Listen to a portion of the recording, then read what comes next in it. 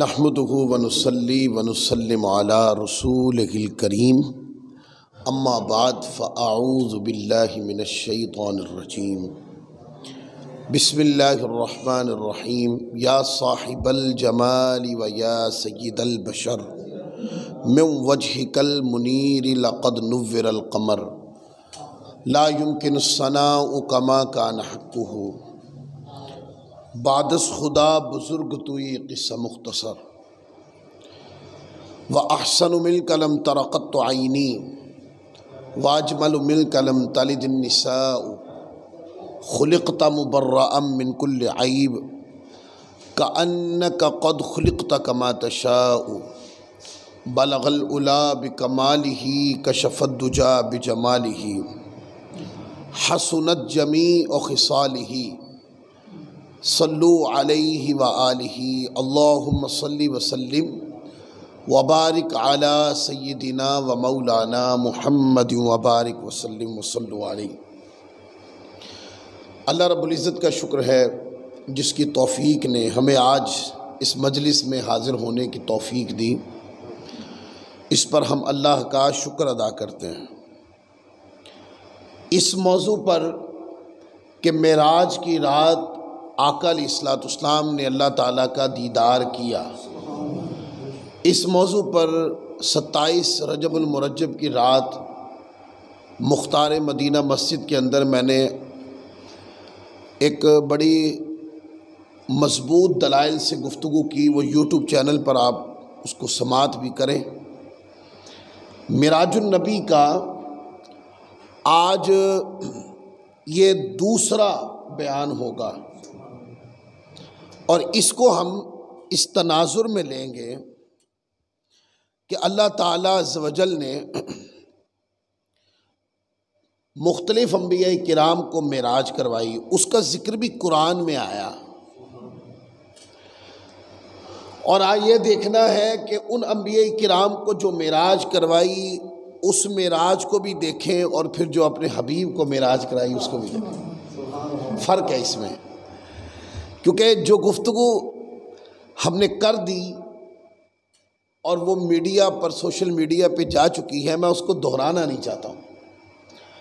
ہم ایک نئے پوائنٹ کے اوپر گفتگو کرتے ہیں تاکہ معراج النبی کے مختلف گوشوں پر ہمیں گفتگو سننے کا موقع ملے۔ اللہ تعالیٰ عز و جل نے حضرت ادریس علیہ السلام کو بھی معراج کروائی،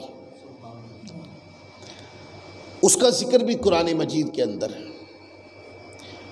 قرآن مجید کا جب ہم پارہ نمبر 16 پڑھتے ہیں تو پارہ نمبر 16 کے اندر یہ ذکر آتا ہے، اللہ تعالیٰ فرماتا ہے وَاذْكُرْ فِي الْكِتَابِ ادریس انہو کان صدیقا نبیا،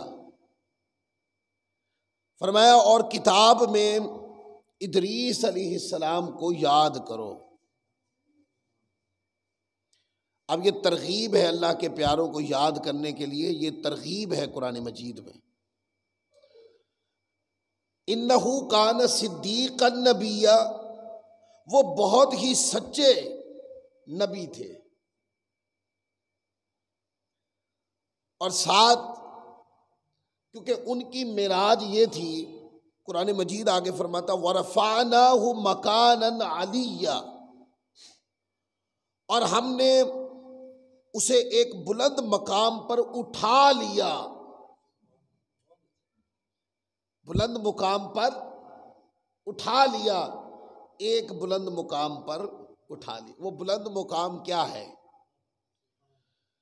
وہ بلند مقام جنت ہے کہ ادریس علیہ السلام جنت میں ہیں، تو یہ ان کو مقام بلند، یہ ان کی معراج تھی کہ ان کو وہ جنت کی سیر کرنے گئے تو انہوں نے جنت میں ہی رہنا قبول فرما لیا، تو اللہ تعالیٰ نے اجازت عطا فرما دی۔ تو ان کی معراج یہ ہے کہ انہوں نے جنت کی خواہش کی تو ان کو جنت عطا کر دی گئی۔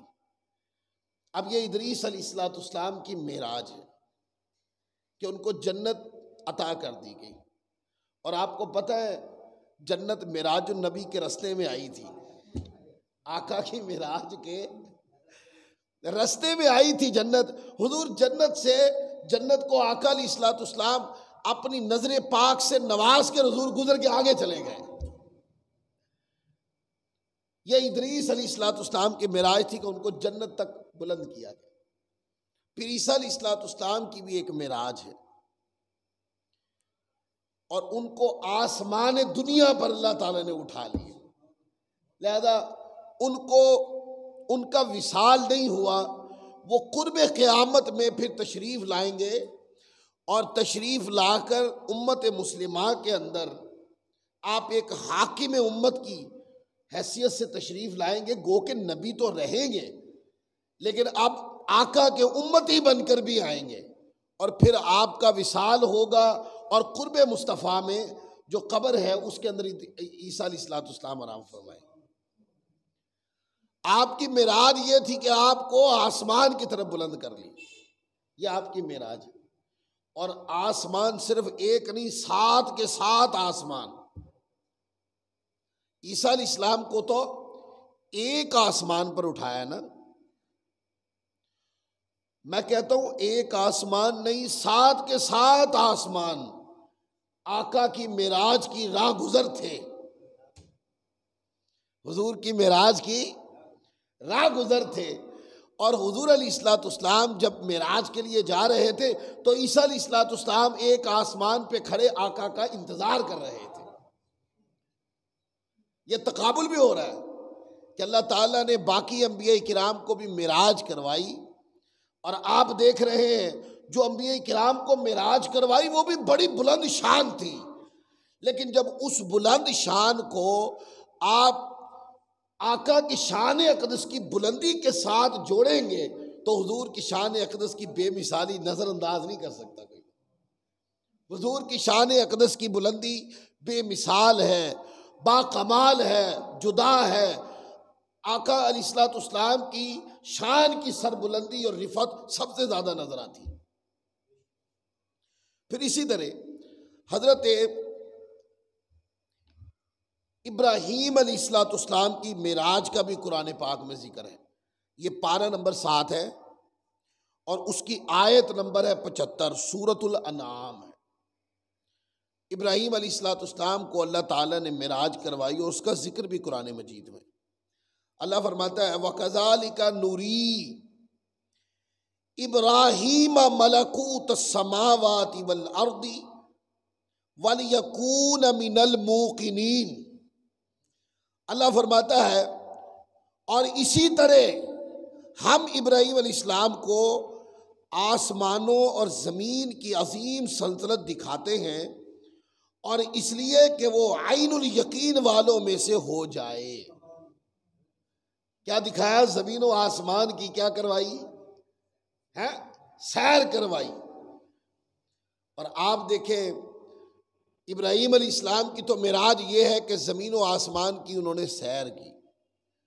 زمین کے بارے میں حدیث ہے صحیح مسلم شریف کے اندر، آقا علیہ الصلوۃ والسلام نے فرمایا، جس کا مفہوم ہے، فرمایا اللہ تعالیٰ نے زمین کے مشارق و مغارب کو سمیٹ کر میرے سامنے کر دی، میں زمین کے مشارق اور مغارب کو بھی جانتا ہوں۔ یعنی جہاں پر ابراہیم علیہ الصلوۃ والسلام کو معراج کروائی گئی نا زمین میں، وہ زمین ساری اٹھا کر حضور کے سامنے رکھ دی گئی، اور وہ آسمان جہاں کی حضرت ابراہیم علیہ السلام کو معراج کروائی گئی، وہ ایک نہیں، وہ 7 کے 7 آسمان معراج مصطفیٰ میں مصطفیٰ کی راہ گزر تھے۔ یہ معراج خلیل تھی، اور ساتھ ذکر ہو رہا ہے معراج مصطفیٰ کا۔ تو آپ دیکھتے ہیں معراج خلیل بھی کم نہ تھی، زمین و آسمان کی سیر کروانا اور اتنی چیزیں دکھانا، یہ بھی بڑی عالی شان معراج ہے۔ ہم تو تقابل کر رہے ہیں کہ اس شان کو ذرا شان مصطفیٰ کے مقابلے میں رکھ کے تو دیکھو، تو آقا کی شان کی رفعت بلند ہے، رفعت جدا ہے، حضور کی شان اقدس کی بے مثالی جدا ہے۔ آقا علیہ الصلوۃ والسلام کی رفعت و مقام کی بلندی واضح نظر آتی ہے۔ پھر اسی طرح قرآن مجید میں مختلف انبیاء کرام کی معراجوں کا ذکر ہے۔ اسی طرح ایک معراج ہے جس کا تعلق معراج مصطفیٰ سے بہت زیادہ ہے، وہ معراج موسیٰ علیہ السلام، اس کا ذکر بھی قرآن میں ہے۔ موسیٰ علیہ السلام اللہ تعالی موسیٰ علیہ السلام سے ہم کلام ہوا، اور جب آپ اللہ تعالیٰ سے ہم کلام ہونے کے لیے جا رہے تھے کوہ طور پر، وہ فرعون کا وہ واقعہ، غلامی سے بنی اسرائیل آزاد ہو چکے تھے، اور دریائے نیل کو کراس کر کے وادی طور سینا کے قربت میں تمام بنی اسرائیل کو چھوڑ کر حضرت ہارون علیہ السلام کے حوالے کر کے ان کو نیابت دے کر کہ آپ ان کی تربیت کریں۔ آپ کوہ طور پہ تشریف لے گئے، اللہ تھے ہم کلام کرنے ہوئے۔ اب اس کا پورا ذکر ہے۔ طور کی طرف موسیٰ علیہ السلام کا جانا، یہ کیا ہے؟ یہ ہے کہ آپ معراج کی طرف گئے، اور جب آپ طور سینا پر اللہ تعالیٰ آپ سے ہم کلام ہوا تو یہ آپ کی معراج ہو گئی۔ طور سینا کی طرف جانا یہ کیا ہے؟ معراج کی طرف جانا۔ اور طور سینا پر جا کر جب اللہ تعالیٰ اپنی شان کے لائق حضرت موسیٰ علیہ السلام سے ہم کلام ہوا تو یہ ان کی معراج ہو گئی۔ لیکن یہاں پر ایک جملہ بولوں، اس کو پورے واقعے کو بھی پڑھتا ہوں، لیکن جملہ یہ ہے بھائی، طور پر موسیٰ علیہ السلام گئے تو وہ طور بھی زمین پر ہی ہے، وہ طور بھی زمین پر ہے، وہ آسمانوں پر بھی نہیں ہے۔ تو قرآن مجید میں یہ واقعہ آتا ہے، فرمایا قرآن مجید میں اللہ تعالیٰ فرماتا ہے وَوَاعَدْنَا مُوسَىٰ 30 لَيْلَةً وَأَتْمَمْنَاهَا ب10 فَتَمَّ مِيقَاتُ رَبِّهِ 40 لَيْلَةً وَقَالَ مُوسَىٰ لِأَخِيهِ هَارُونَ اخْلُفْنِي فِي قَوْمِي وَأَصْلِحْ وَلَا تَتَّبِعْ سَبِيلَ الْمُفْسِدِينَ۔ قرآن پاک فرماتا ہے اور ہم نے موسیٰ علیہ السلام سے 30 راتوں کا وعدہ فرمایا کہ آپ 30 راتوں کے لیے کوہ طور پہ آ جائیں، اور قرآن مجید میں ہے 40 لیلہ، 30 راتوں کا وعدہ فرمایا۔ علماء نے یہاں پر بڑی گفتگو کی۔ علماء فرماتے ہیں بھائی وہ جو 30 راتیں تھیں، کیا موسیٰ علیہ السلام رات کو تشریف لے جاتے تھے، دن کو واپس آ جاتے تھے؟ ایسا تو نہیں تھا، رات دن وہی رہتے تھے۔ تو پھر دن کا ذکر کیوں نہیں ہے، خاص رات کا ہی ذکر کیوں ہے؟ خاص رات کا ہی ذکر کیوں ہے؟ اس لیے حضور کی معراج ہے تو رات کو ہے۔ موسیٰ علیہ السلام کو کوہ طور پر بلا کر اللہ تعالیٰ نے اپنی قربت عطا فرمائی، کلام کیا، تو وہ جو اللہ تعالیٰ عز و جل نے وعدہ لیا تو وہ 30 راتوں کا تھا۔ علماء نے اس سے استنباط کیا کہ رات ایک ایسی ساعت ہے جو قرب الہی کے لیے سب سے مؤثر ہے۔ قرب الہی کے لیے رات مؤثر ہے، دن بھی مؤثر ہے کہ نماز پڑھتے ہم، لیکن چونکہ رات میں تنہائی ہوتی ہے اور رات میں دنیاوی کام کوئی نہیں ہوتا، یہ عام لوگوں کے لیے کوئی دنیاوی کام، کاروباری یا دیگر زندگی کے مصروفیات کے شعبے، سارے لوگ سوئے ہوتے ہیں، اس وقت تنہائی ہوتی ہے، اور تنہائی ایک ایسی چیز ہے جو بندے کو اللہ کی بارگاہ میں خالص ہونے کے لیے بڑی ضروری ہے۔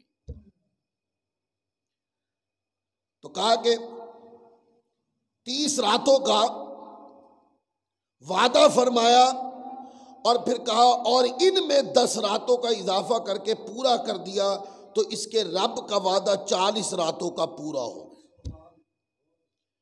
30 راتوں کا وعدہ فرمایا، پھر 10 راتیں اللہ نے اور بڑھا دی، اور 10 راتیں اور بڑھ گئیں تو کون سا عدد بن گیا؟ بولیے 40۔ تو دیکھیں نا، 40 کے عدد کی جو برکت ہے لوگوں کو یہ نظر انداز نہیں کر سکتے لوگ۔ اس کا معنی یہ ہے کہ 40 کے عدد کے اندر کوئی برکت ہے، کہ قرآن مجید نے خاص، حالانکہ وعدہ 30 کا تھا، لیکن اللہ تعالیٰ نے 10 راتیں بڑھا کر 40 میں تکمیل کر دی، 40 میں تکمیل کر دی۔ اور پھر آگے قرآن پاک فرماتا ہے موسیٰ علیہ السلام، وقال موسیٰ لأخیہ ہارون نخلفنی فی قومی واصلح ولا تتبع سبیل المفسدین۔ قرآن پاک فرماتا ہے اور موسیٰ علیہ السلام نے اپنے بھائی حضرت سیدنا ہارون علی نبینا علیہ السلام سے کہا کہ تم میری قوم میں میرا نائب رہنا اور اصلاح کرنا اور فسادیوں کے راستے پر نہ چلنا، یعنی کہ نیابت دے دی کہ میرے بعد ان کو فرعون سے چھڑا کر میں لایا ہوں، یہ غلامی میں تھے، ان کی اصلاح تربیت میں کرتا تھا۔ اب چونکہ میں 40 دنوں کے لیے اللہ کی قربت کے مراحل میں جا رہا ہوں، تو فرمایا کہ میرے پیچھے میری قوم کی نیابت آپ کے ذمے ہے، آپ ان کی تربیت کیجئے۔ اور اس کے بعد کہتے ہیں فلما جاء موسیٰ لمیقاتنا وکلمہ ربہ قال رب ارنی انظر الیک۔ جب وہ 40 راتیں گزر گئیں تو قرآن مجید فرماتا ہے ولما جاء موسیٰ لمیقاتنا وکلمہ ربہ، کہا اور جب موسیٰ علیہ السلام ہمارے وعدے کے وقت پر حاضر ہوا اور اس کے رب نے اس سے کلام فرمایا، 40 راتوں میں کلام فرمایا۔ اور کلام کیسے فرمایا، اس کا ذکر بھی قرآن مجید کے اندر موجود ہے۔ یہ پارہ نمبر 20 ہے، اور پارہ نمبر 20 میں سورۃ قصص آپ نکال لیں، سورۃ قصص کے رکوع نمبر 7 ہے، اور رکوع نمبر 7 میں آیت کریمہ ہے۔ اللہ تعالیٰ ارشاد فرماتا ہے فلما اتاها نودی من شاطئ الوادی الایمن فی البقعۃ المبارکۃ من الشجرۃ ان یا موسیٰ انی انا اللہ رب العالمین۔ اور کہا پھر جب آگ کے پاس آئے تو برکت والی جگہ میں میدان کے دائیں کنارے سے ایک درخت سے موسیٰ علیہ السلام، بریکٹ کا ترجمہ، انہیں ندا کی گئی اے موسیٰ بے شک میں ہی اللہ ہوں سارے جہانوں کا پالنے والا۔ قرآن مجید فرماتا ہے کہ پھر اللہ تعالیٰ پردے کے پیچھے سے موسیٰ علیہ السلام سے ہم کلام، تو جب موسیٰ علیہ السلام سے اللہ تعالیٰ ہم کلام ہوا تو موسیٰ علیہ السلام کی کیا ہوئی، معراج ہو گئی، ان کی معراج ہو گئی۔ اب موسیٰ علیہ السلام کی جو معراج تھی اس میں کلام کا اللہ رب العزت کی بارگاہ میں درخواست کی تھی تو اللہ ہم کلام ہوا۔ اور ادھر مصطفیٰ کی معراج کی اب بات کر لیں، جوڑ دینا، ساتھ مفہوم بھی تو جڑنا چاہیے نا۔ حضرت موسیٰ علیہ السلام کی معراج میں صرف کلام تھا، دیدار نہیں تھا۔ آگے میں دیدار کی بات بھی کرتا ہوں، کیا تھا، صرف کلام تھا۔ سو کلام کی صورت میں ان کو معراج ملی۔ اور مصطفیٰ کی معراج کیا تھی، آقا کی معراج میں صرف کلام نہیں تھا بلکہ دیدار بھی تھا۔ بولیے، دیدار بھی تھا۔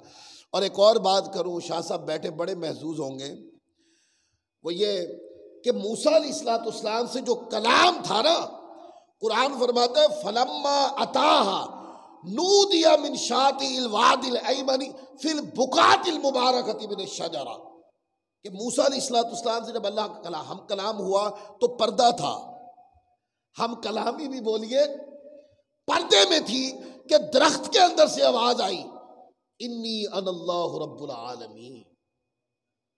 اور جب معراج کی رات اللہ تعالیٰ نے اپنا جلوہ اپنے حبیب کو دکھایا اپنی شان کے لائق، تو اللہ ہم کلام ہوا تو پردہ نہیں تھا، تو پردہ اللہ نے فرمایا ادھر پردہ رکھ کے کہا بقعۃ المبارکۃ من الشجرہ، درخت کا پردہ رکھ دیا۔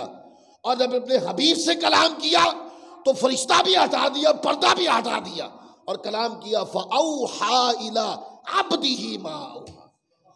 اللہ نے اپنے بندے پر وحی کی جو بھی وحی کی، جو وحی کی وہ بھی نہیں بتائی، اور یہ بھی بتا دیا کہ بندے پہ کیے فرشتہ اور کوئی پردہ نہیں تھا۔ تو آپ دیکھتے ہیں کتنا واضح فرق ہے۔ آقا کی شان اقدس اور بھی تناظر میں دیکھ لیں، آج خاص معراج کے تناظر میں ہم بات کر رہے ہیں، تو تمام انبیاء کرام کی معراجوں کو اکٹھا کرے اور آقا کی معراج کے مقابلے میں رکھے تو مصطفیٰ کی شان معراج بے مثال ہے، بے مثال ہے، با کمال ہے۔ جی میں آگے آ رہا ہوں، شاہ صاحب تفسیر پڑھتے ہیں نا، صاحب علم ہے ماشاءاللہ۔ تو کلام کیا تو پردہ تھا، اور ادھر دیدار بھی ہوا، کلام کیا تو پردہ نہیں تھا۔ یہ معراج کلیم تھی، وہ معراج مصطفیٰ تھی۔ اچھا، جب موسیٰ علیہ السلام نے کلام کیا، اب شاہ صاحب والی بات بھی تو لانی ہے نا، تو موسیٰ علیہ السلام سے جب اللہ تعالیٰ نے کلام کیا تو اس کلام کی جو ٹھنڈک اور لذت انہوں نے اپنے قلب میں اور ذہن میں محسوس کی، جو ٹھنڈک، جو لذت کلام کی محسوس کی، تو موسیٰ علیہ السلام نے اللہ کی بارگاہ میں ایک اور گزارش پیش کر دی، اور وہ گزارش کیا تھی؟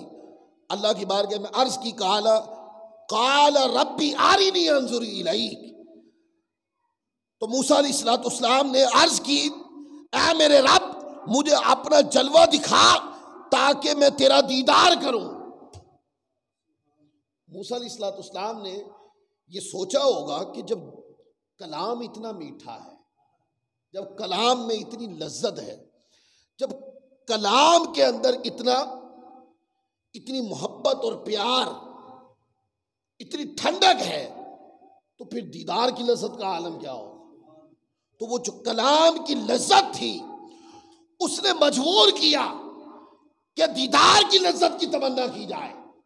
تو موسیٰ علیہ السلام نے عرض کیا، مولا اے میرے رب مجھے اپنا جلوہ دکھا تاکہ میں تیرا دیدار کروں۔ اور کہتے ہیں اللہ تعالیٰ نے موسیٰ علیہ السلام سے فرمایا قال لن ترانی۔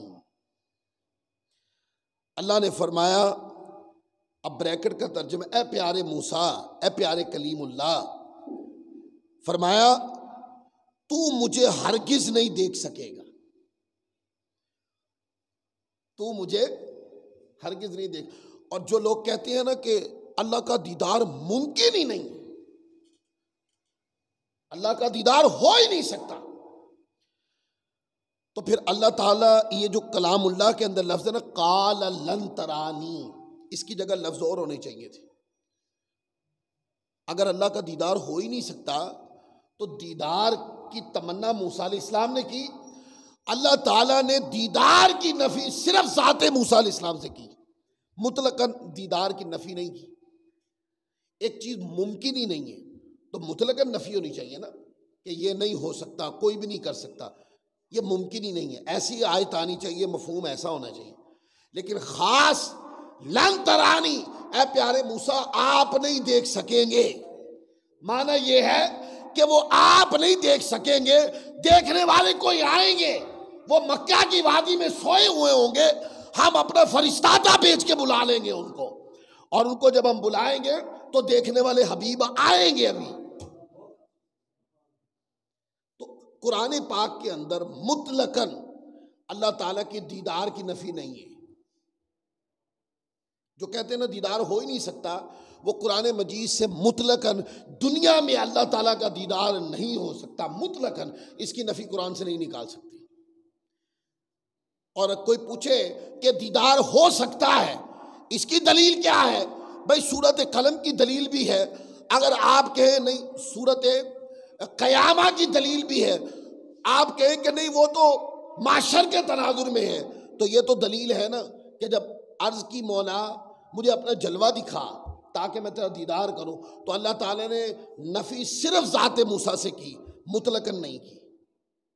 تو جب اللہ تعالیٰ نے مطلقاً نفی نہیں کی تو کسی ملا کو اس چیز کی کیا اجازت ہے کہ جو چیز اللہ تعالیٰ نے قرآن میں نہیں کی وہ خود کرتا پھرے؟ اس کو دیدار ہو ہی نہیں سکتا۔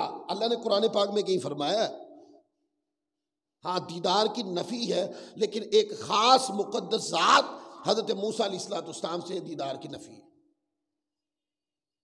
تو اس کا معنی یہ کہ دیدار ممکن تھا، موسیٰ علیہ السلام نہیں دیکھ سکتے تھے، پر کوئی دیکھنے والے تھے۔ وہ کون تھے؟ ما زاغ البصر وما طغی، جن کی یہ شان تھی، انہوں نے آنا تھا۔ اللہ تعالیٰ نے فرمایا قال لن ترانی، تو مجھے ہرگز نہ دیکھ سکے گا۔ تو موسیٰ علیہ السلام نے پھر عرض کی نہیں مولا میں تیرا جلوہ دیکھنا چاہتا ہوں۔ تو یہ جو لجاجتیں ہوتی ہیں نا، یہ اللہ کے پیارے کرتے ہیں اللہ کی بارگاہ میں، عام بندوں کو یہ اجازت نہیں ہوتی، پر اللہ کے پیارے اللہ کی بارگاہ میں اس طرح لاڈ کی باتیں کرتے ہیں، لجاجتیں کرتے ہیں، تو مالک ان کی لجاجتوں کو بھی پورا فرما دیتا ہے۔ تو موسیٰ علیہ السلام نے لجاجت کی نہیں مولا، کیونکہ وہ جو کلام کی ٹھنڈک تھی اس نے طبیعت میں ایک ولولہ پیدا کیا تھا کہ جب کلام ایسا ہے تو دیدار کیسا ہوگا۔ تو عرض کی نہیں مولا مجھے اپنی ذات دکھا۔ تو پھر اللہ نے فرماتا وَلَٰكِنِ انظُرْ إِلَى الْجَبَلِ فَإِنِ اسْتَقَرَّ مَكَانَهُ فَسَوْفَ تَرَانِي، البتہ اس پہاڑ کی طرف دیکھ، یہ اگر اپنی جگہ پر ٹھہرا رہا تو ان قریب تو مجھے دیکھ لے گا۔ ہم اپنی صفاتی تجلی، اپنی شان کے لائق اپنی صفاتی تجلی ہم پہاڑ کے اوپر ڈالیں گے، آپ پہاڑ کی طرف دیکھیں، اور اگر یہ پہاڑ برداشت کر گیا تو پیارے کلیم آپ بھی ہمارا جلوہ دیکھ لیں گے۔ لیکن پھر بھی وہ جو تجلی ہوگی، وہ تجلی صفاتی تجلی ہوگی، عین ذات کی تجلی نہیں ہوگی، اور وہ بھی ہم کسی وسیلے سے کریں گے، ڈائریکٹ نہیں کریں گے، ہم کریں گے پہاڑ پر۔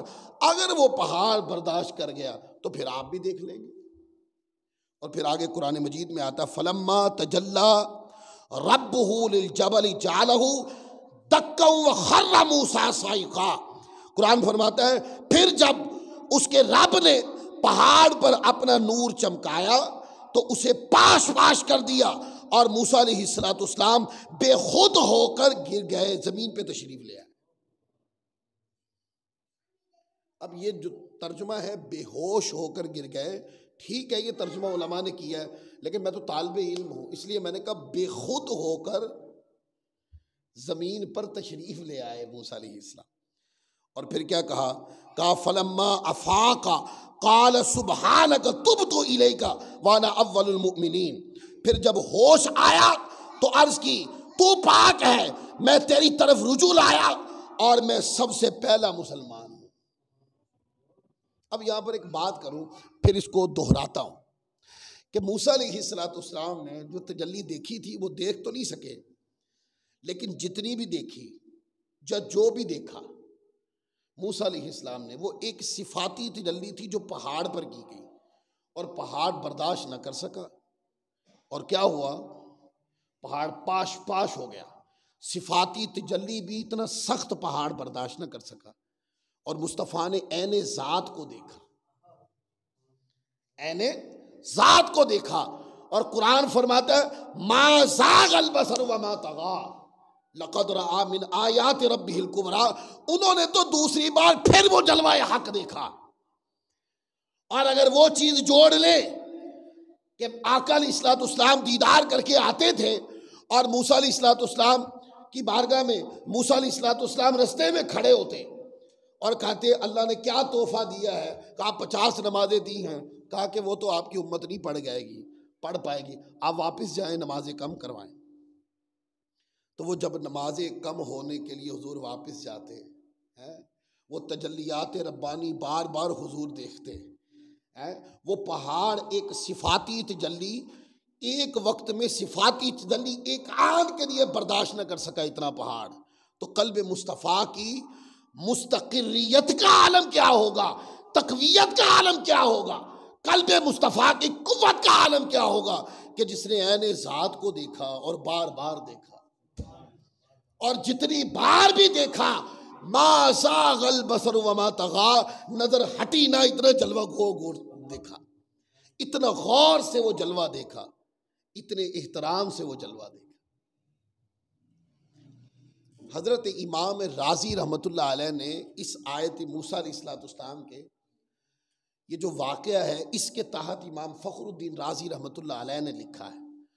وہ کہتے ہیں کہ موسیٰ علیہ السلام نے جب وہ صفاتی تجلی دیکھی نا جو پہاڑ پہ کی گئی تھی، تو موسیٰ علیہ السلام کی آنکھوں میں ایسا نور آ گیا تھا اور چہرے پہ ایسی نورانیت آ گئی تھی کہ آپ چہرے کے اوپر حجاب لے کے رکھتے تھے، اور آپ کی آنکھ میں ایسی قوت آ گئی تھی کہ دور 30 میل دور اگر پہاڑ پر رات کے اندھیرے میں پہاڑ پر چونٹی بھی رینگ رہی ہوتی نا تو موسیٰ علیہ السلام 30 میل دور سے اس چونٹی کو دیکھ لیتے۔ اب چونٹی زمین پر ہو نا، آپ کھڑے چونٹی کو نہیں دیکھ سکتے، لیکن 30 میل دور رات کی تنہائی میں چونٹی کو دیکھنا یہ کیا تھا؟ یہ وہ کمال تھا دیدار مصطفیٰ کا، وہ جو صفاتی جلوہ تھا اس کو دیکھنے کا یہ کمال تھا کہ آنکھوں میں ایسی بصارت آئی کہ کوئی چیز پھر موسیٰ علیہ السلام سے چھپ نہ سکی۔ تو جنہوں نے صفاتی تجلی دیکھی ان کی بصارت کا عالم یہ تھا، تو جنہوں نے عین ذات کو دیکھا، ظالموں اس کے بارے میں کہتے ہو کہ دیوار کے پیچھے کا علم نہیں، یہ سیکھا تم نے قرآن سے۔ جنہوں نے صفاتی تجلی دیکھی وہ 30 میل دور رات کے اندھیرے میں چونٹی بھی پہاڑ پر رینگے تو ان کو پتہ چل جاتا ہے۔ تو میں پوچھتا ہوں جنہوں نے عین ذات کو دیکھا ان سے تو پھر کائنات کی کوئی چیز چھپی نہیں رہی ہوگی، وہ نگاہ اٹھائیں تو کائنات کا عالمی حصہ دیکھیں، وہ نظر جھکا دیں تو کائنات کا سفلی حصہ دیکھ لیں، مشارق کی طرف نظر اٹھے تو مشارق کھل جائے، مغارب کی طرف نظر اٹھے تو مغارب کھل جائیں۔ یہ عظمت مصطفیٰ ہے۔ اس کے پھر نظائر ہیں، وہ کیا؟ حضور فرماتے میں نماز پڑھ رہا تھا، میں نے اسی نماز کی حالت میں دیکھا کہ میرے سامنے جنت ہے۔ اب جنت آپ اور میرے لیے دور ہوگی، پر حضور فرماتے میرے لیے جنت یہ ہے جیسے یہ دیوار ہے۔ یہ کیا ہے؟ یہ وہ کشف کے کرامات ہیں، وہ کمالات ہیں کشف کے جو آقا علیہ السلام کو شان ودیت کی گئی تھی۔ مدینہ میں بیٹھ کر ارض روم پہ جنگ ہو رہی ہے، حضرت زید بن حارثہ سپہ سالار ہیں، حضرت جعفر طیار ساتھ ہیں، عبداللہ بن رواحہ ساتھ ہیں۔ وہ بزرگ ہستی ہیں جس ترتیب کے ساتھ انہوں نے جام شہادت نوش کیا، مدینہ میں آقا ان کی ترتیب بھی بتا رہے ہیں، علم کیسے منتقل ہوا اس کی ترتیب بھی بتا رہے ہیں۔ اور پھر اس کے بعد جب تینوں بزرگ ہستیاں شہید ہو گئیں اور علم حضرت خالد بن ولید کے ہاتھ میں آیا تو آقا نے فرمایا اب جو علم ہے وہ سیف من سیوف اللہ، اللہ کی تلواروں میں سے ایک تلوار کے ہاتھ میں، اور ساتھ فرمایا اللہ انہی کے ہاتھ میں جنگ فتح فرما دے۔ یہ کیا ہے؟ رستے میں صحرا بھی ہے، دیواریں بھی ہیں، دراڑے بھی ہیں، سب کچھ ہے۔ وہ کس کے لیے؟ وہ آپ کے لیے اور میرے لیے ہے۔ آقا کے لیے کوئی دیوار نہیں، کوئی دراڑ نہیں، مصطفیٰ کے لیے کوئی صحرا نہیں، نگاہ اٹھائیں ہر چیز مصطفیٰ پہ کھل جائے۔ اور کہتے ہیں موسیٰ علیہ السلام کا حسن ایسا اس کے اوپر اللہ تعالیٰ کی تجلیات کا مرکز بن گیا تھا، حسن موسیٰ علیہ السلام۔ کہتے ہیں کہ موسیٰ علیہ السلام اس تجلی کے بعد اپنے اوپر چادر اوڑھ کے رکھتے تھے، تو لوگوں سے تو چادر اوڑھ کے رکھ لیتے، تو زوجہ محترمہ نے فرمایا کہ جب سے آپ اللہ کی قربتوں سے واپس آئے ہیں میں آپ کا دیدار نہیں کر سکی، تو مجھے دکھائیں تو صحیح آپ کا چہرہ۔ فرمایا کہ میرا چہرہ نہ دیکھیں، آپ میرا چہرہ نہیں دیکھ سکتی۔ تو انہوں نے کہا کہ نہیں مجھے دکھائیں، تو کہتے ہیں آپ نے ایک پلو اٹھا کر ایسے کیا تو جس آنکھ سے انہوں نے دیکھا تو وہ آنکھ سے نابینا ہو گئی۔ اچھا جب وہ نابینا ہو گئی تو انہوں نے پھر کہا کہ نہیں وہ جلوہ پھر دوبارہ دکھائیں۔ ایک آنکھ ہی نابینا ہو گئی، پر اس آنکھ سے جو جتنا دیکھا تھا، یعنی کہ وہ اللہ کے انوار و تجلیات جو سمٹ کر چہرہ موسیٰ علیہ السلام پہ آئے تھے، جب دیکھا کہ آنکھ نابینا ہو گئی ہے اس کے باوجود لذت دیدار ختم نہیں ہوئی، کہا کہ ایک بار پھر دکھائیں۔ فرمایا کہ یہ دوسری آنکھ بھی نابینا ہو جائے گی، کہا کہ آنکھ کے نابینا ہونے کا تو کوئی توجہ ہی نہیں ہے اس طرف. توجہ یہ ہے کہ وہ جو حسن دیکھا تھا وہ ایک بار پھر دیکھے. تو یہ تو وہ جلوے تھے جو چہرہ موسیٰ علیہ السلام پر سمٹ کے آئے تھے. کتنے وسیلوں سے آئے تھے. تو بتائیں موسیٰ علیہ السلام نے صفاتی تجلی کو دیکھا تو ان کی کیفیت کیا تھی. تو جنہوں نے عین ذات کو دیکھا ان کے کمالات کیا ہوں. اب یہاں پر اس معراج میں اور اس معراج میں بھی فرق ہے. موسیٰ علیہ السلام سے اللہ ہم کلام ہوا، یہ واقعہ زمین پہ ہوا، یہ واقعہ طور سینا پہ ہوا، اور یہ واقعے کے لیے موسیٰ علیہ السلام بلائے گئے. موسیٰ علیہ السلام چل کے گئے. موسیٰ علیہ السلام کو دنوں کی بھی تعین کیا گیا کہ اتنے دن کے لیے آنا ہے. وہ اتنے دن کے لیے تشریف لائے، اتنے دن کوہ طور پر رہے، طور سینا پر. اس کے بعد پھر اللہ تعالیٰ پردے کے پیچھے سے موسیٰ علیہ السلام سے ہم کلام ہوا. اور جب ان کو بلایا جا رہا تھا کہ آپ طور سینا پہ آئیں، تو جیسے شاہ صاحب نے فرمایا قرآن مجید سورۃ طٰہٰ میں آتا ہے، اللہ نے فرمایا اے پیارے کلیم کوہ طور پہ آئیں. کیسے؟ فَخْلَعْ نَعْلَيْكَ، اپنے جوتے بھی اتار دیں. یہ موسیٰ علیہ السلام کی معراج ہے. اس کی عظمت و شان بہت اونچی ہے، ہماری عقلوں سے بھی ورا ہے. ہم تو اس کا تقابل وہ کسی عام ذات سے نہیں کر رہے، اس معراج کا تقابل معراج مصطفیٰ سے کر رہے ہیں. تو ادھر موسیٰ علیہ السلام چل کے آئے، جوتا اتار کے کوہ طور پہ آئے، 40 دن کے لیے آئے، 40 راتوں کے لیے آئے. 40 راتوں کے بعد اللہ پردے کے پیچھے سے ہم کلام ہوا. اور جب معراج مصطفیٰ کی باری ہے، حضور تو آرام فرما تھے. وہ جو ساری رات سونے والے، جاگ کر عبادت کرنے والے محبوب آرام فرما. لوگ کہتے ہیں کہ حضور سو گئے. میں نے کہا یار اگر اس جملے کو تبدیل کر کے یوں کہا جائے کہ حضور سلا دیے گئے تو یہ زیادہ بہتر نہیں؟ یہ بھی غلط نہیں ہے، تاکہ علماء ناراض نہ ہو جائے میرے بیان کو سن کر کہ آقا سو گئے، یہ بھی درست ہے. لیکن کیا وہ راتوں کو رات عبادت کرنے والے محبوب، اللہ کی بارگاہ میں سجدہ ریزیاں کرنے والے، اللہ کے ذکر میں مگن رہنے والے ہیں، آج سو گئے یا سلا دیے گئے؟ سلا دیے گئے. اور جبرائیل امین کو اللہ نے بھیجا، اور بھیجنے کی کہ میرا فرستادہ آئے گا اس کی اطلاع کوئی نہیں تھی. بغیر اطلاع کے ہوتا ہے نا کہ کوئی جب بلاوا دیا جاتا ہے تو بتایا کہ اس سے پہلے بھی ایک بلاوا دیا جاتا ہے، جی فلاں دن آپ کو بلاوا دینے کے لیے فلاں آئیں گے، ٹھیک ہے.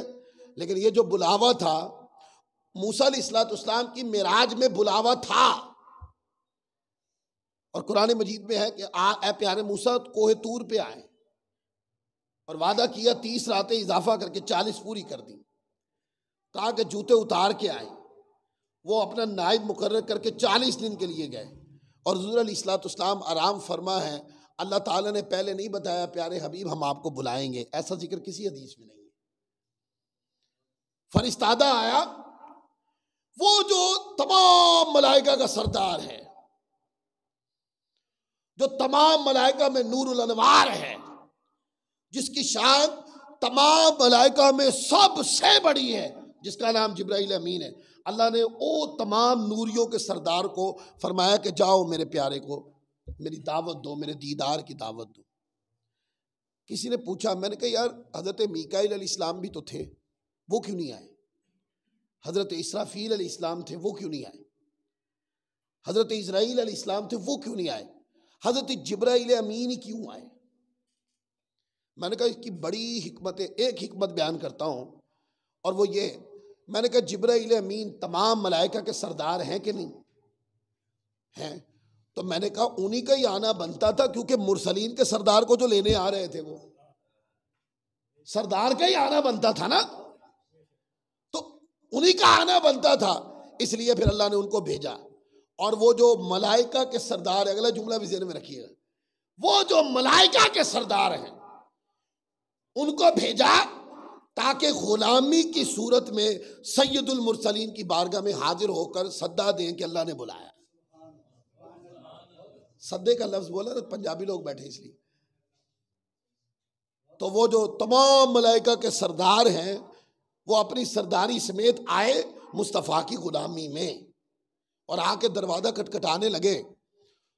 تو پھر رک گئے کہ کہیں دروازہ کھٹکھٹانے سے حضور علیہ السلام کے آرام میں خلل نہ واقع ہو. دروازہ نہیں کھٹکھٹایا.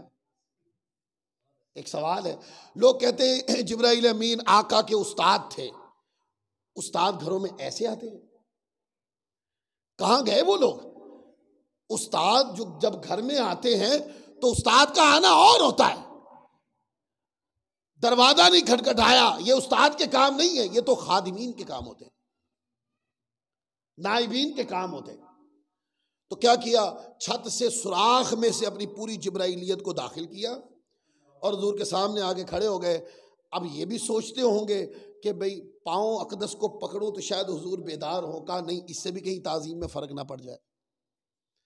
میں یہاں پر ایک بات، بخاری مسلم کی حدیث ہے، میں نے دوستوں کو بیان کی. میں نے کہا جبرائیل امین جب یہ کر رہے تھے، دروازہ نہیں کھٹکھٹایا اور چھت سے داخل ہوئے اور حضور کے سامنے آ گئے، تو حضور کیا فرما رہے تھے؟ آرام فرما رہے تھے. تو آرام کا کیا یہ معنی ہوتا ہے کہ جبرائیل امین آئے حضور کو پتہ نہیں ہے؟ ہاں، آرام کا یہ معنی آپ کے اور میرے لیے ہے، آقا کے لیے یہ معنی نہیں ہے. کیونکہ یہ بخاری مسلم کی حدیث سے اٹھا کے پڑھیں. انبیاء کرام جس طرح کی عام لوگوں کو نیند آتی ہے نا، لاپرواہی کی نیند، انبیاء کرام کو ایسی نیند نہیں آتی. وہ اگر سو بھی رہے ہوتے ہیں تو دل جاگ رہے ہوتے ہیں ان کے، یعنی کہ وہ آرام فرما ہوتے ہیں پر ان کا استحضار قلب بھی زندہ ہوتا ہے، حاضر ہوتا ہے استحضار قلب بھی. تو جب جبرائیل امین آ کے سامنے کھڑے ہوئے ہوں گے تو کیا حضور کو پتہ نہیں ہوگا؟ تو حضور علیہ السلام بیدار ہو جاتے ہیں. جب دروازہ کھٹکھٹانے لگے تو نہیں کھٹکھٹانے دیا، تو جبرائیل امین اوپر سے آئے تو حضور بیدار ہو کے آواز دے دیتے. دروازہ کھٹکھٹانے سے جبرائیل امین اوپر سے داخل ہوئے، سامنے آ کے کھڑے ہو گئے. آقا علیہ السلام بیدار نہیں ہوئے، اس لیے کہ غلام آیا ہے، اس لیے کہ غلام آیا ہے. وہ اپنی غلامی پوری کرنے پہ بیدار بھی ہو جائیں گے. مجھے یہ جملے بولنے میں کوئی پریشانی نہیں ہے. تو جب کافور کی زبان لگا کر قدمین طیبین کو، جہاں جبرائیل امین نے اپنی زبان کو برکت دی، وہاں فرض سے حضور بیدار ہوئے، فرض سے بیدار ہوئے. جبرائیل امین سامنے کھڑے تھے، عرض کی اللہ نے بلایا ہے. ادھر وہ کلام کرنے موسیٰ علیہ السلام آئے تھے، خود آئے تھے، چل کے آئے تھے، نالین مقدسین بھی اتار کے آئے تھے. ادھر کیا ہے؟ ادھر بلاوا اس طرح دیا جا رہا ہے، ہر ادب کا خیال کیا جا رہا ہے. بلاوا ایسے دیا جا رہا ہے، ہر ادب کا خیال کیا جا رہا ہے. حضور بیدار ہوئے تو جبرائیل امین حضور کو لے کر اپنی خدمت میں، اپنی خدمت گزاری ساتھ رکھتے مکہ سے گزرے، پھر بیت المقدس گئے. بیت المقدس مسجد میں تو حضور چلے گئے، جبرائیل امین وہاں حضور علیہ السلام کا براق پکڑ کے باندھتے پھرتے تھے وہاں. اس پہ حدیث ہے، باندھتے پھرتے تھے. اور جب تمام انبیاء کرام کی جلوہ گری ہو گئی تو اب آقا علیہ السلام نے امامت کروانی تھی. تو جبرائیل امین آگے بڑھ کر حضور کے دست اقدس کو ہاتھوں میں تھاما اور مصلی پر آقا علیہ السلام کو بٹھا دیا. حضور نے وہاں سب کی امامت کروائی تو مصطفیٰ کائنات کے امام ہو گئے. عالم سماوات میں گئے، وقت کم ہے، عالم سماوات میں گئے، ہر آسمان کا دروازہ کھٹکھٹانے والی جبریل تھے. ہر آسمان کا دروازہ جبرائیل امین نے کھٹکھٹایا. بخاری مسلم اور دیگر کتابوں میں روایتیں موجود ہیں. وقت کم ہے نا، اس لیے میں اشارے دے رہا ہوں. دروازہ کھٹکھٹایا. چلو جن روایتوں میں یہ لفظ ہے، باقی روایتوں پر کبھی گفتگو کریں گے. آج صرف ان روایات کی بات کرتے جن میں صرف اتنے لفظ ہیں کہ جبرائیل امین نے دروازہ کھٹکھٹایا تو پوچھا کون؟ نوری فرشتے ہیں، آسمان کی دوسری طرف کون ہے پتہ تو چل جانا چاہیے، لیکن پھر بھی قانون ہے. پوچھا کون؟ تو اپنا تعارف کروایا کہ جبرائیل امین. پھر دوسرا سوال کیا، آپ کے ساتھ کون؟ آپ کے ساتھ کون؟ تو جبرائیل امین نے آقا علیہ السلام کا پرتپاک حضور کا تعارف پیش فرمایا اور پھر کہا، پھر دروازہ کھل گیا. اب میں کتابیں لے کے ڈیسک پہ بیٹھا تھا، مجھے سمجھ نہیں آئی کہ یہ دروازہ کس کے لیے کھلا ہے. جب میری تسکین ہوگی تو میں اٹھوں گا نا. تو میں تو بیٹھا ہوں کہ یہ دروازہ جو کھلا ہے یہ جبرائیل امین کے لیے کھلا ہے یا آقا علیہ السلام کے لیے کھلا ہے؟ ذاتیں تو دو ہے، دروازہ ایک ہے، کھلا کن کے لیے ہے؟ تو میرے اندر سے آواز آئی وہ یہ کہ اگر جبرائیل امین کے لیے دروازہ کھلنا ہوتا تو جب انہوں نے تعارف کروایا تھا تو کھل جاتا. جب تعارف کروایا تو کھل جاتا. لیکن جب پوچھا کہ آپ کے ساتھ کوئی ہے تو معنی یہ ہے عالم سماوات کے مخلوق اس دن رات کسی اور کا انتظار کر رہی تھی. آسمان کی مخلوق اس رات کسی اور مقدس ذات کا انتظار کر رہی تھی. تو جب بتایا کہ میرے ساتھ کائنات کے سردار و امین ہیں تو دروازہ کھل گیا. اس کا ایک معنی اور بھی کر لیتے ہیں، وہ یہ کہ پہلی بار دروازہ کھٹکھٹایا تو پوچھا کون؟ بتایا جبریل. فرمایا آپ کے ساتھ کوئی ہیں؟ تو جبرائیل امین کے تعارف کروانے سے پہلے کی اب نقشہ کشی کروں، وہ یہ کہ جبرائیل امین نے اپنا تعارف کروایا، دروازہ نہیں کھلا. پھر ان سے اگلا سوال کیا تو دروازہ کھلا. ہو سکتا ہے ان کو الہام کیا گیا ہو سکتا ہے فرشتوں کو الہام کیا گیا ہو کہ جبرائیل امین بن مصطفیٰ کے آئیں تو دروازہ نہ کھولا جائے. اگر کوئی بندہ کہے کہ یہ بات بہت بڑی کی ہے آپ نے، میں اس میں ایک اور حوالہ کوٹ کر دیتا ہوں. جنگ بدر میں نا ایسا ہوا کہ جنگ بدر میں فرشتے آئے. اب اس میں دو مذہب ہے، لڑے یا نہیں لڑے. کیا ہوا؟ فرشتے لڑے، اللہ نے امداد بھیجی، فرشتے مسلمانوں کے ساتھ مل کے لڑے. گردن پہ تلوار لگنے سے پہلے ہی گردن کٹ جاتی تھی. اور جب جنگ ختم ہو گئی تو جبرائیل امین تمام فرشتوں کو اکٹھا کر کے آسمان کی طرف چلے گئے. حضور علیہ الصلوۃ والسلام تمام صحابہ کرام کو اکٹھا کر کے ایک طرف آقا علیہ الصلوۃ والسلام نماز پڑھانے لگے. اب اس پہ علماء نے بحث کی یہ نماز نفل تھی یا نماز فرض، دونوں میں سے کوئی بھی ہو سکتی ہے. تو آقا علیہ الصلوۃ والسلام مصروف ہے، عبادت ہو گئے. تمام صحابہ کرام پیچھے کھڑے ہو گئے. اور جبرائیل امین نے کہ اب کام تو مکمل ہو گیا، مراد یہ تھی جنگ لڑنی، مسلمان جنگ جیت گئے، تو تمام فرشتوں کو لے کے آسمان دنیا کی طرف چلے گئے. اور آسمان دنیا کی طرف چلے گئے تو پلٹ کر دوبارہ حضور جہاں امامت فرما رہے تھے آپ کے عین سامنے آ کے آپ کی طرف چہرہ کر کے کھڑے ہو گئے. اب علماء نے یہاں وجہ بیان کی کہ وہ جا کے واپس کیوں آئے. وہ جا کے واپس کیوں آئے؟ اس کو کئی ائمہ نے لکھا ہے اس حدیث پاک کو. واپس کیوں آئے وہ؟ تو انہوں نے کہا کہ وہ فرشتوں کو لے کے چلے گئے. جبرائیل امین نے تو یہ سوچا کہ اب کام تو ختم ہو گیا اب جائیں، لیکن آسمان کا دروازہ کھٹکھٹایا تو دروازہ نہیں کھلا، اس لیے کہ جبرائیل امین مصطفیٰ کی اجازت کے بغیر آئے ہیں. یہ بھی روایت ہے. کہتے ہیں حضور کے سامنے آ کے کھڑے ہو گئے، آقا امامت کروا رہے ہیں اور جبرائیل امین آقا کے چہرے مقدس کی طرف چہرہ کر کے کھڑے ہو گئے. اور جبرائیل امین حضور کو دیکھ کے مسکرا رہے ہیں. اس مسکراہٹ میں کچھ الفاظ ہیں جو چھپے ہوئے ہیں. وہ کیا مسکراہٹ؟ یہ ہے کہ حضور میں نے تو کہا کام ختم ہو گیا، پر اوپر والوں نے آپ کی اجازت کے بغیر داخل نہیں ہونے دیا. آپ کی اجازت کے بغیر نہیں داخل ہونے دیا. اب روایت کے لفظ آتے ہیں کہ یہ بات سن کر حضور علیہ الصلوۃ والسلام بھی مسکرائے، آقا بھی مسکرائے. حضور کا مسکرانا کیا تھا؟ آقا کا مسکرانا یہ تھا جبرائیل امین اب دیکھ لیا آپ نے، اب دیکھ لیا آپ نے. اچھا یہ تو مسکراہٹ تھی، ہو گئی.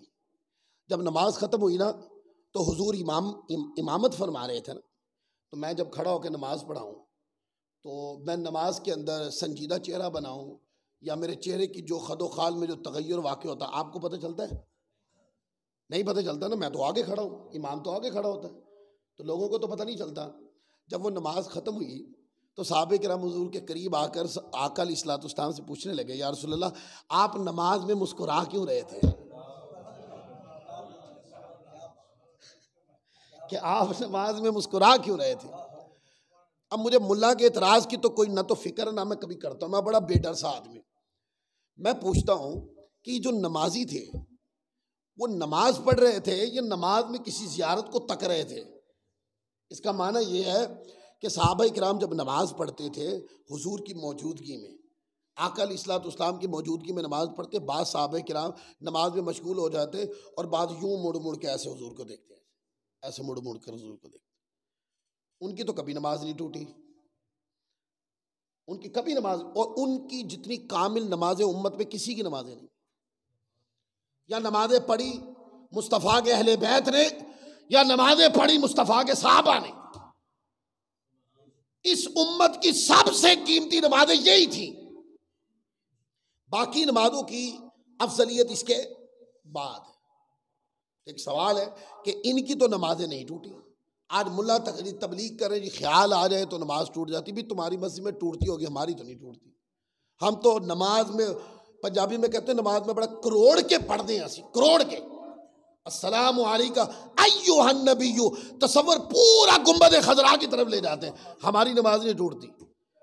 اور اگر کسی نے لکھا ہے کوئی اس کی تبلیغ کرتا بھی کرے، ہمیں تو پرواہ نہیں، ہم کسی کی پرواہ نہیں کرتے. ہمیں تو اتنا پتا ہے اگر حضور کی طرف توجہ جانے سے نماز ٹوٹتی تو نماز میں مصطفیٰ کا ذکر ہی کیوں ہوتا؟ آقا کا ذکر رکھا ہی اس لیے ہے کہ اے لوگو، اے میری نماز پڑھنے والوں، اے میری عبادت کرنے والوں، ایسا نہ ہو کہ میری عبادت بھی میرے حبیب کے ذکر کے بغیر ہی ہو جائے. اللہ تعالی ہم سب کو عمل کی توفیق عطا